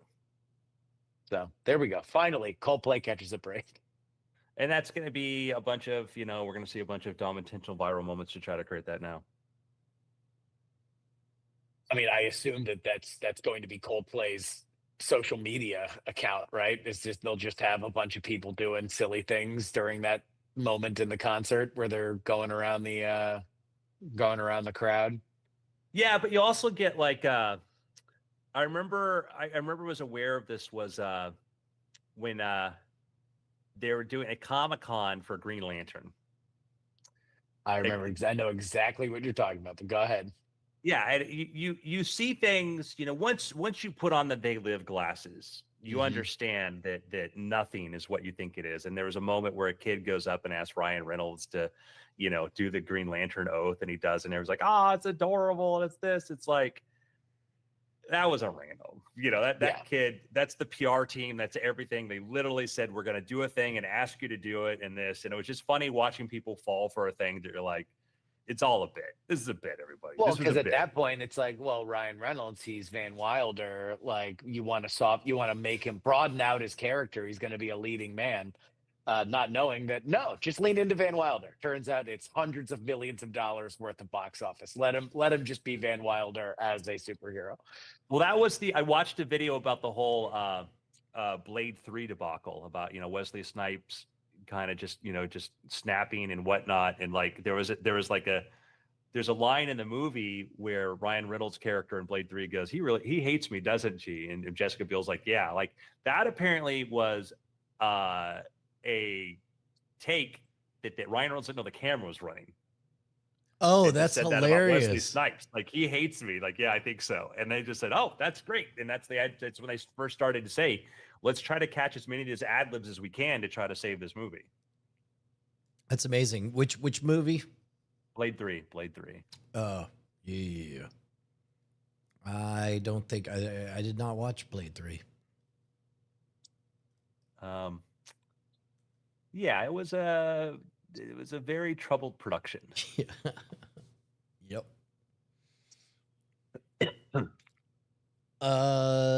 Let's see. Well, I guess do we have a topic that we want to do? I guess we're not going to hurt for ideas. I do have. It's interesting. I got a little peek into what the bot thinks I want because I wrote create a pitch deck for Brian Brushwood, and then as it was talking to itself, it was like, yeah, he probably wants to pitch a book. Let's pitch his book. So it seems to be actively figuring out what a Brian Brushwood is, evaluating. Well, I guess we're doing the show now. This has been running for about an hour now, and we could talk about this. Maybe this is an extraordinary moment. All right, you ready? Yep. 3, 2. Hello and welcome to After Things. I'm Mayne, joined by Brian Brushwood, Howdy, howdy. Justin Robert Young. What up, bro? So something unusual is happening. We discovered agent mode on, is it called agent mode on It's OpenAI? ChatGPT agent. Yeah, ChatGPT agent. And we made a pitch deck for weird things, and it was very good. And I was like, I just gave the prompt, make a pitch deck for Brian Brushwood. Now, keep in mind, I didn't specify what I was pitching or give it really any direction at all. I was like, what must it think of Brian? Why you're a terrible manager, Brian. But go on. I mean, first of all, strong case to be made for that. Apparently, some people need direction. But Brian loves to see what things are made of. Make sure to add self-awareness to the pitch deck. Yeah, right. But in this case, oh look, it worked for 33 minutes, and my goal was quite simply just to see what it is it thinks it would want a Brian Brushwood pitch. Like, it doesn't even know. And so it began by saying, I bet Brian's pitching a book. And so then it starts researching what would Brian's book be. And I'm like, well, popcorn gif. Yeah, really curious. What would Brian's book be? And so let's see. Should I hit play here? Yeah, well, pop that. Yeah, pop that full screen and let's go. Okay, here we go. Welcome to Go TED ahead, hit Talk. space. There you go. Brian Brushwood's creator framework, transforming passion into impactful content. Oh, there we go. I can make it a little bit bigger. There we go. Let's see. Opportunity and challenges, explosive growth. The global creator economy is valued at 191 billion in 2025, projected to exceed triple that by 2030. So it's talking about creators, creator framework, a blueprint for creators. Can you actually make it a little smaller? Because I can't Yeah. see it in my window. There you go. How's that? There we go. Yeah, perfect. So far, it looks like it's just talking about creators. It does talk about the creator economy and how big it's supposed to be. It's making a case for self-publishing a book. I guess it's pitching me on the idea Yes, of me. it's pitching you as a person to like get a book published. Okay. Yeah, here we go. It says here. So now that they've sold the idea of like, hey, there's upside to publishing a creator, now they are pitching you specifically. Yeah, and it says cross promotion across podcasts and channels. That's accurate. Scam Nation, Modern Rogue, Great Night, Cord Killers, World's Greatest Con, pre-launch community building. It seems to have grasped the fundamentals. 20 years touring as a magician and mentalist. That's interesting. Yep. And it says, I've got 3 daughters. And then it says, let's create. And you've released 5 comedy albums with Justin Robert Young. Oh, that's right. Yeah. It does keep calling it World's Great Con. World's Great Con. I don't have time for ist. Wow, and that's the end of the deck. That's what we should call our convention. World's Great Con. Well, that's the end of the presentation. 33 minutes. It got mostly everything right though. I mean, like if you look at our modern version of AI, of Gen AI as a first draft machine, it's like extraordinary. Insane. It's insane. Like if you had anybody turn that into you as a first draft in 33 minutes, you'd be like, you are the greatest person on earth. Oh, you know what? I didn't even think about that because you're right. If I said, hey, let's say my daughter who's interning for me this summer, I was like, look, just give me something to start with. And if that turned around in 33 minutes, then yeah. I that's the thing. Like I had it fill out that PDF, which I mentioned in Weird Things, and it's 30, 40 minutes. And it took me 10 minutes to go in and go, yep. Okay, let me add this, and I'm done. I turned it in. I turned it in faster. I know that I would have waited till end of day to do that. Yeah. Now I've actually thought of like 3 different things that I could use with email, with agent, just like while we were on the call. Like, every show on the We're Not Wrong podcast, There's a pretty lengthy, we have a great email community. And so we do a pretty lengthy email segment, but that means that to do the pitch doc, I got to, or to do the prep doc rather, I got to go through our email account. I got to go through all of our comments and just find the best stuff that we can use on the show.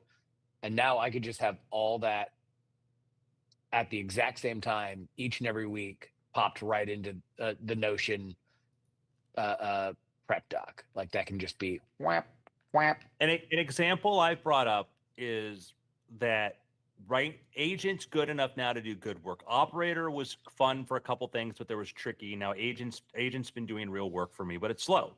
And I'm like, we're in the dial-up days right now with agentic stuff. And then we got, the miracle of DSL. The DSL, by the way, was like the same method they use for like Earth-based telescopes to see the stars. You project a laser, you look at the disturbance, and then that was DSL was like, hey, there's these clever things that happen, and we're gonna see the speed ups are going to happen, and then we're going to be a year from now. Like I built a slide deck generator, but I think I showed you it's my 2-second slide deck generator. And because I just knew anyhow, point is like, we're going to get this stuff's going to get super fast. There's a very clear path to make it super fast. And then we're going to forget that it was slow. It'll be nostalgic. Remember when it was slow and I had to wait for this? I had to wait to give it me one. Now I have it make 20 and I choose the best one. There is a strong bias to never be satisfied with fidelity. The example I always think of is, it seems like we have a baked-in tolerance for BS to wait in order to get a good enough signal. So it used to be over dial-up, or let's say early days DSL.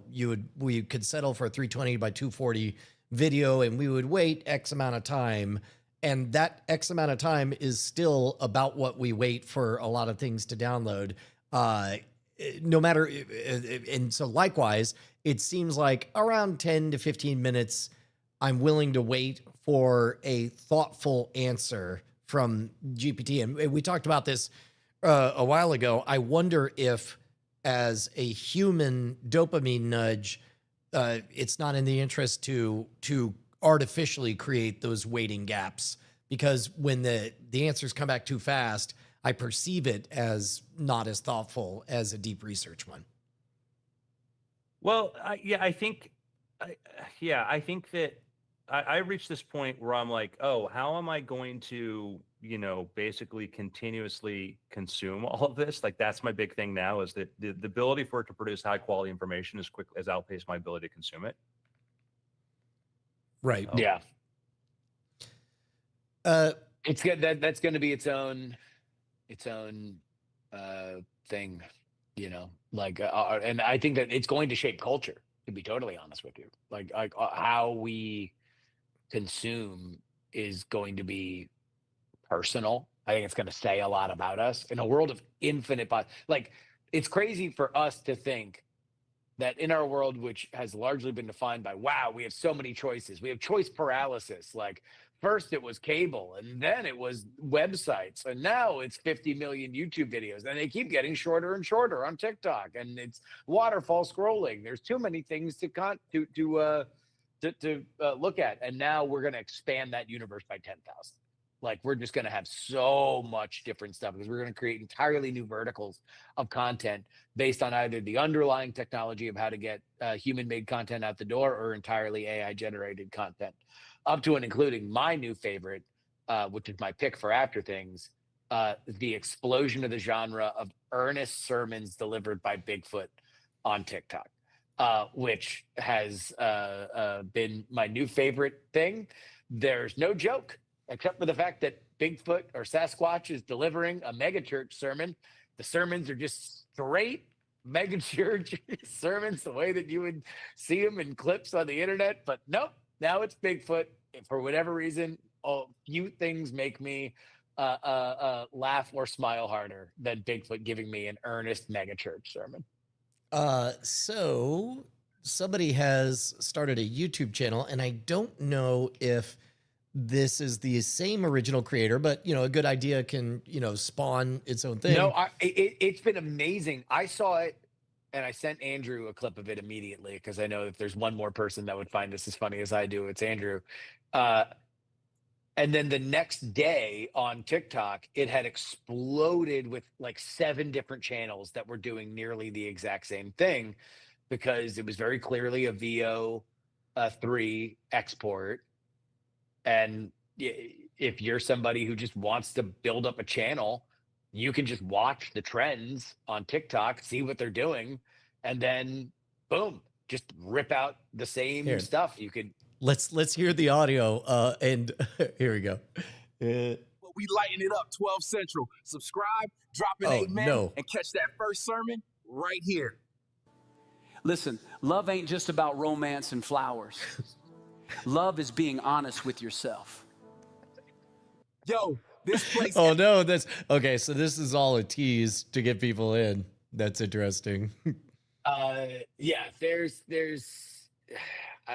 look, it made me think a lot about where the future of content is going and whether or not trends are going to exist in the same way that we think of them. Like even in our hyper speed world of micro content, a trend is something that will unfold over several weeks. And one of the things that TikTok is good at specifically is it's good at packaging that trend into a burst of videos once every 4 videos for you after it has all been said and done. In fact, if you get to it later, then it's just a longer tail of content that they know works one after another after another.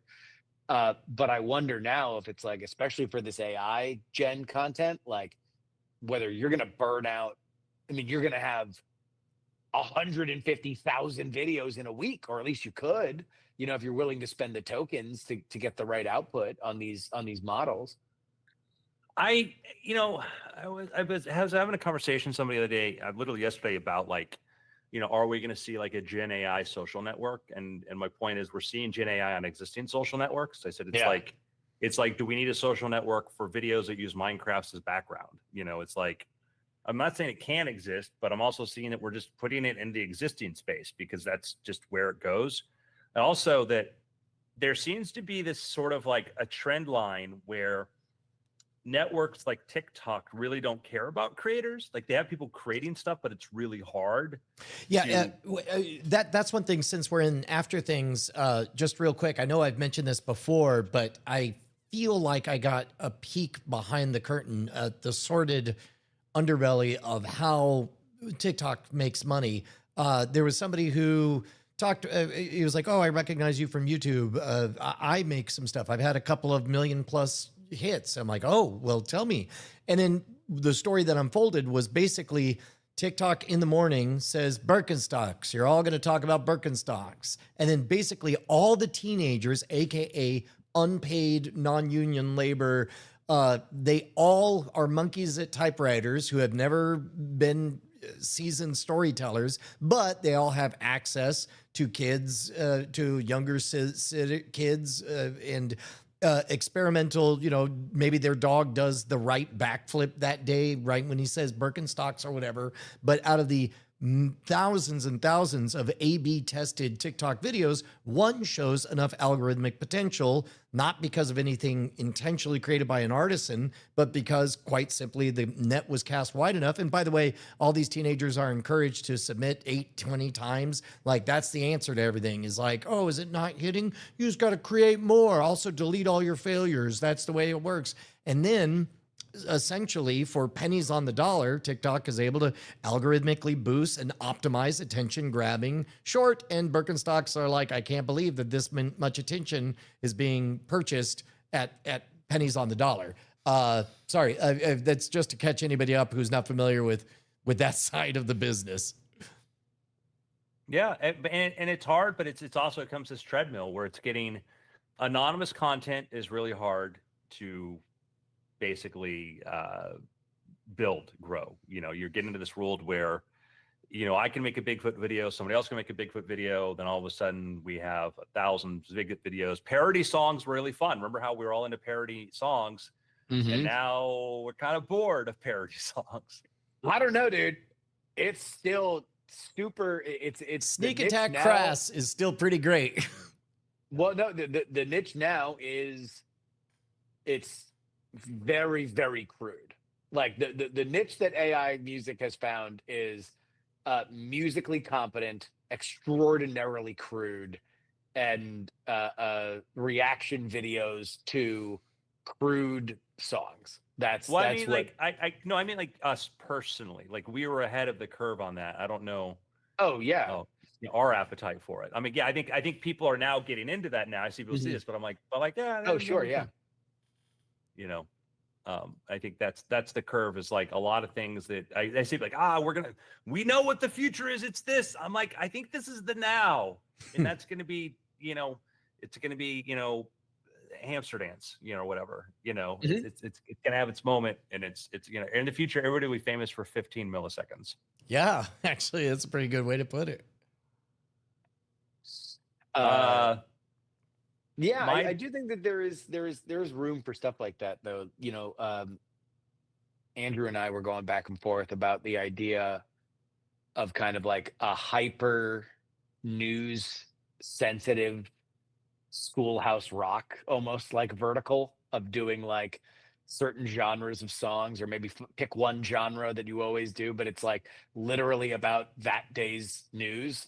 So you try to train out of the, you do lyrics that are specifically not at metaphor last, but you do like details about a thing that happened. So like when we were talking about this, it was the bombing of the Iranian nuclear facilities, and it's like, oh, you can make a hair metal song that just has the real details of what happened with that. What And isn't that part of why like Notebook LM worked so well with its podcast format, where it's like it would synthesize stuff and then just have two vaguely pleasant podcasters go in yeah, loops about actually, it? Brian, you're right. What Notebook Exactly. LM did was somewhat remarkable. very good, interesting point. But the thing I want to know, Uh-huh. that got annoying Boy, real how fast. quick we turned. 6 months ago, that was a freaking miracle that we couldn't believe, and No, now look, it's a it punchline. is great. And look, if you are somebody who very much enjoys that genre of podcasting, and it is an easy groove in your brain that you can digest information like that, then I would think that that's very valuable. I would say for them, they could probably stand to sort of diversify the output, but I think, or maybe the future of that is that you're in the podcast, they're leading the podcast, and you can stop and make it just as boring as you want based on how much you want to know about this tech, or about the subject that you're talking about. But yeah, I think there's a lot of different viable options for like, how do we learn, how do we get these ideas from here to there, and now in a world where you can create so many different things, you can pick a million different strategies for it. So it's like, is there an audience for people to listen to hair metal the news if the news is legit every single day, and you get it on Spotify every single day, you get your hair metal the news song? Like, maybe, I don't know, but the good news is that I could try it, I could put it out there. If nobody caught on to it, I could just spike it, and it wouldn't be that big of a deal because I wouldn't have had to hire a band and the lyricist to do it. The overhead would have been, a Suno subscription. Any recommendations? You know what? Speaking of Suno, I don't think we've done an After Things episode since I started messing around with its ability for you to hum a tune and come up with a credible version of it. There was an astonishing moment where basically I identified a genre, a time frame, and a vibe that I wanted a groove to be, and then I kind of just scattered a little and all that stuff, and a song came out. But I was like, oh, it's got lyrics. Well, I just want the music. I was like, and you know what, I want stems. And when I clicked give me the stems, it said extracting stems, and I was confused because I was like, well, wouldn't you start with all of the tracks? And then I was like, no, of course you wouldn't, because what about LLMs? You know, those things that start sentences not knowing how they're going to end would make you think that it would start with the individual ingredients and then build a song. No, the song comes out and then it extracts out all of the individual pieces of it. That was astonishing. Suno is good now. I thought it was bad for a while. Now it's good. And the app is good. Very cool. Yeah, I'll second that. The app is a better experience than the desktop for right now. I really, really would implore people, think about questions, think about stuff like deep research. We've got these amazing tools right now that you can ask stuff, think about stuff. But what were topics? What were you going to go to Amazon to buy a book for? What was the audiobook thing you wanted on there? You've now, you know, I used to pay for a service called Blinkist, and then I kind of ran out of content on there, and then I was like kind of pointless. And now I'm like, I can just have every day, you know, a 10-minute thing generated for me on a topic I'm interested in. And man, we live in age of miracles. You know what's wild is I just thought, okay, we now live in an age of like vibe apping, because I thought, you know what there should be is an app where an LLM asks you just a generic series of test questions, gets a sense of what you know and don't know, and then feeds you and then tells you what you should read next. I was like, Brian, you can make that in about the amount of time it took you to say that sentence. Yeah. Yep. It's an age of miracles. Mm-hmm. All right, gentlemen. It's been after. Pew. Got him. We got him, boys. We did it. Well, now I want to make that app. Self-improvement app. Okay, anything else? Well, here, let me drop off the live stream. So long, live people. Thank you guys so much. You're the best people on the planet. We appreciate you spending real time with us. The real estate in your mind is the most precious property in the universe. Bye.